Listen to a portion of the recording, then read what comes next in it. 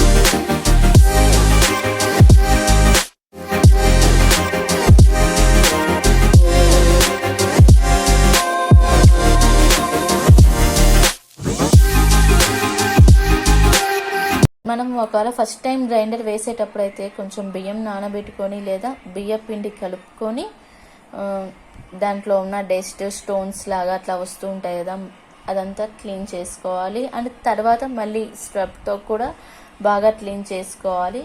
Next టైంకి దోశకు కానీ ఇడ్లీకి కానీ అయితే వేసుకోవచ్చు. మీకు ఈ వీడియో నచ్చినట్లయితే please do like, share, comment and subscribe to my channel. This is Ravani signing off. See you next video. Until then, bye for now.